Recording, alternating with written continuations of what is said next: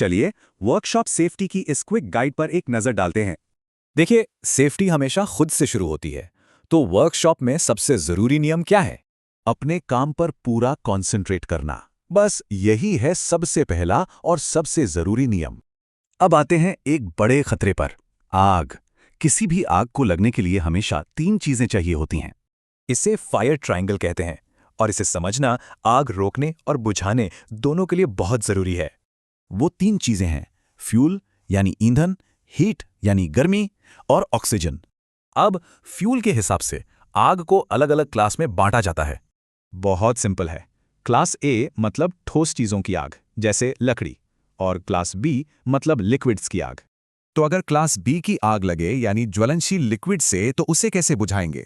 इसके लिए इस्तेमाल होता है फोम एक्सटिंग्विशर। ये ऑक्सीजन सप्लाई आट कर आग बुझाता है। और बिजली से लगी आग का क्या? यहाँ गलत एक्सटिंग्विशर का इस्तेमाल बहुत खतरनाक हो सकता है। इलेक्ट्रिकल इक्विपमेंट के लिए हेलोन एक्सटिंग्विशर सही है। इसकी गैस बिजली की कंडक्टर नहीं होती। अब बात करते हैं फर्स्ट एड की। किसी भी एक्सीडेंट के बाद एक एक सेकंड की कीमत होती है। ये नंबर याद रखिए, 30 मिनट। ये एक घायल व्यक्ति के लिए सबसे क्रिटिकल टाइम है। इसी को गोल्डन आवर कहते हैं।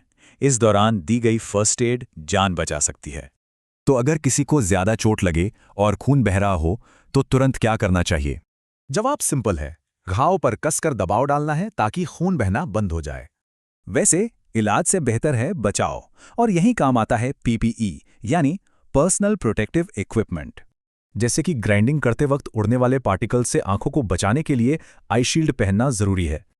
आई शील्ड के अलावा धूल के लिए नोज मास्क और चिंगारियों से बचने के लिए लेदर एप्रन भी बहुत जरूरी है। तो हमने कंसंट्रेशन, आग और फर्स्ट एड की बात कर ली, पर एक आखिरी जरूरी नियम और है। इमरजेंसी में सिर्फ खुद को नहीं बचाना है, अपने आसपास सबको अलर्ट करना है, दूसरों को भी बताना है।